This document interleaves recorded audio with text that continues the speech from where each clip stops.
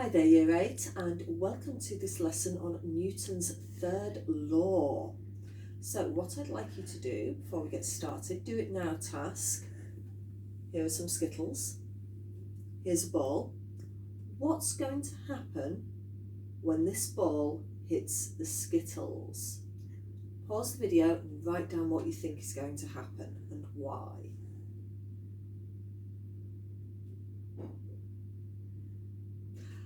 Okay, if you're ready, let's find out. So I'm going to take the ball and roll it at the Skittles, see what happens.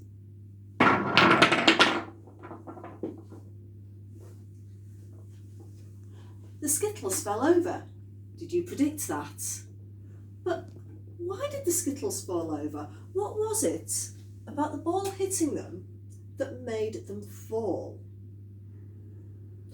Now, this is one of these things that's really intuitive and you think, I know this, why are we learning about it? Well, the reason is because we're learning about it from a physics point of view, because when we know things, sometimes we don't quite put them in words in our brains. This lesson is going to make you understand why these things happen, so that you can then go on and predict with greater success what other things are going to happen. Okay, so we're doing about Newton's third law today, and Newton's third law is simply this: for every action there is an equal and opposite reaction. So my action, my ball hitting the Skittle, the reaction was that the Skittle fell over. Okay, and we can see lots and lots of examples about this in the real world. Okay, so another example would be, for example, if you were shooting a bow and arrow. Okay, so you take your bow, you take your arrow, and you fire. And once you've let go, what happens to the string? Okay, it moves and it vibrates as well, and the arrow is shot forward. And hopefully it will hit the target that you're aiming at. You can also do this when you are shooting with other things.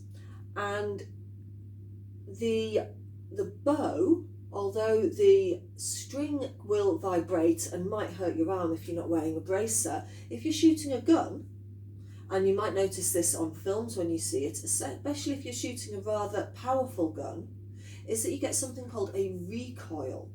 And that's where the equal and opposite reaction, so your action is that you fired the bullet, the equal and opposite reaction is that the gun is jerked upwards, okay, called a recoil.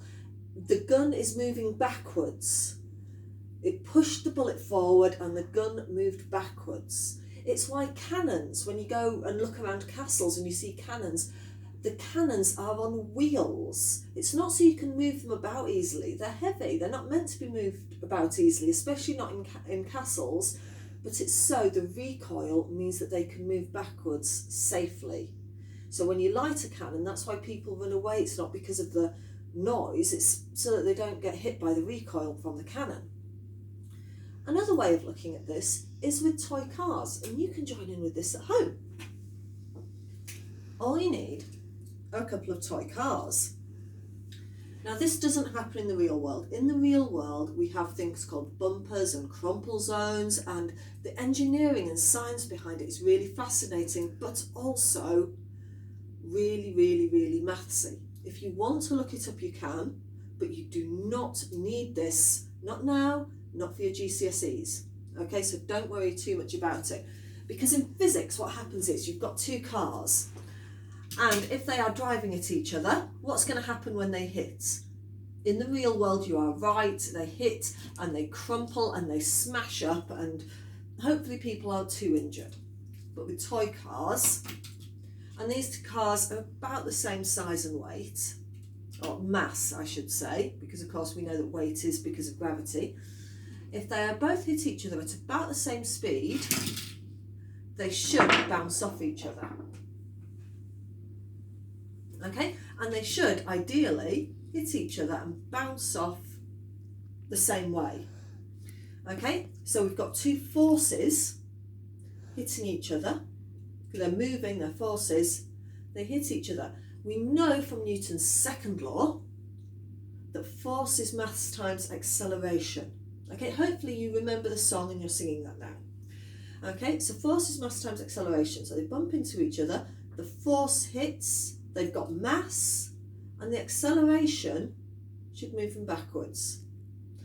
Okay, I'm not going to go too much into the maths for this, you don't need it yet. But just be aware the maths is there, because it means that we can predict. Okay, back to the beginning of the video. You remember how I said the stuff we know, but we don't know how we know it and we can't put it into words. This is putting it into words so that you can predict and you know why it happens.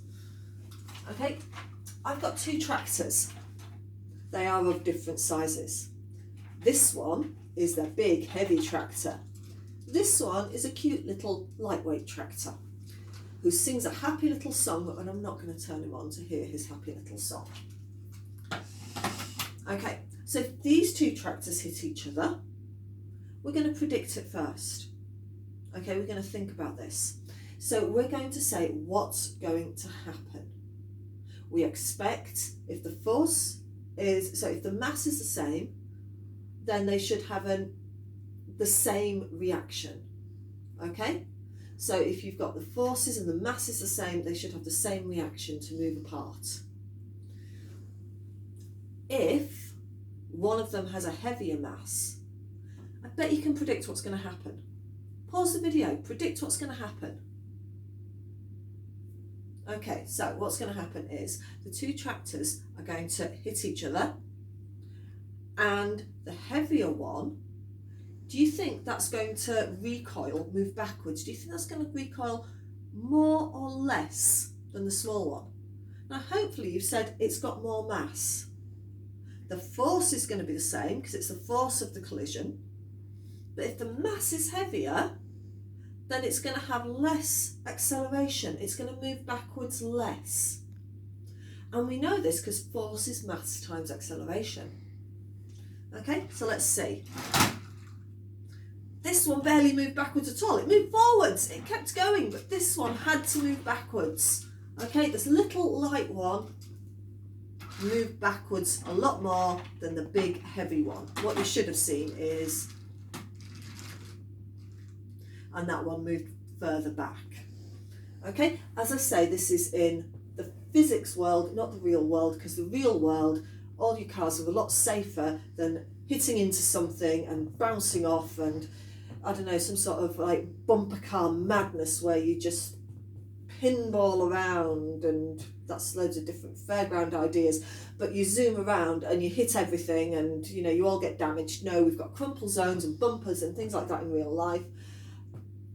But for physics, right now, we ignore all of that because the calculations are just that little bit too hard. Okay, so, right, just checking that I have done everything I needed to do. Yeah, one last thing I needed to tell you about, because this is actually really, really exciting, and I'm glad I wrote it down so I didn't forget this. Okay, so for every action, there's an equal and opposite reaction. That's Newton's third law. That's what we did right at the beginning. We need to know this. So that means everything I do, there's an equal and opposite reaction. So if I push the table, yeah, I'm not pushing it very hard, it's not moving.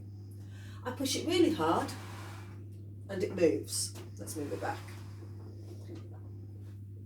Okay, but we noticed that both of these, when they hit each other, there was a force on both sides, wasn't there? So, this is really exciting. Are you here? Are you ready to have your mind slightly blown? I'm pushing on the table, but because it's not moving, that means the table is pushing on me with the exact same force that I am using to push the table. So I'm pushing the table and that table is pushing me back.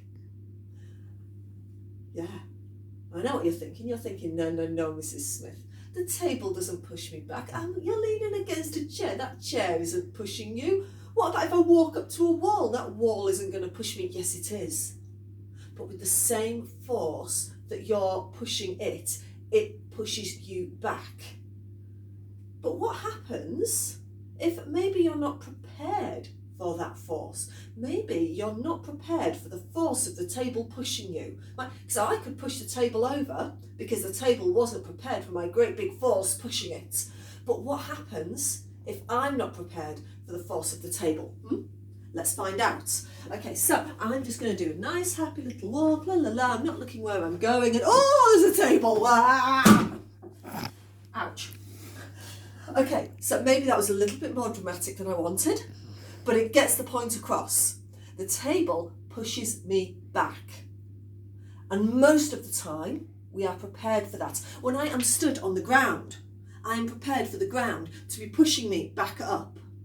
When I push the table, I'm prepared for the table to push me back. When I sit on my chair, I'm prepared for my chair to push me back. Okay, I'm prepared for that equal and opposite force, that equal and opposite reaction. But when I'm not, when I walk into the table, that equal and opposite force can throw me off balance. Okay, so the table does push me back. How exciting is that? Everything is pushing on you. The floor's pushing on you. Your chair's pushing on you. You push a table, it pushes you back. I just think that is absolutely amazing.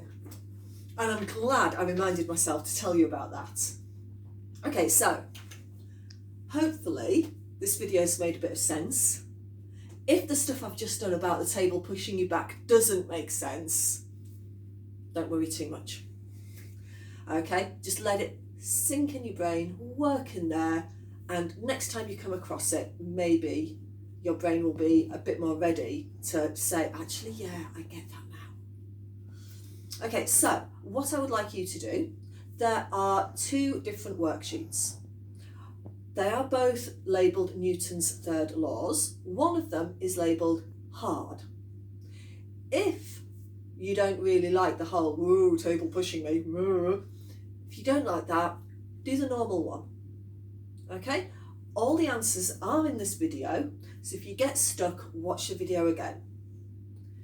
If on the other hand you're like, wow, I love that, forces mass times acceleration, we could calculate exactly how far those tractors are going to bounce off each other and what's going to happen, and yeah, table pushing me back, bring it.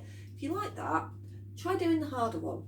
There is a Warwick Star task on the harder one, so please feel free to go for that one as well. Yeah, so take care. I'm really looking forward to seeing what you made of this and how well you get on with the worksheets. Any questions, please do email me and I will get back to you as soon as I can. All right then, Year 8, take care and hopefully see you soon. Bye.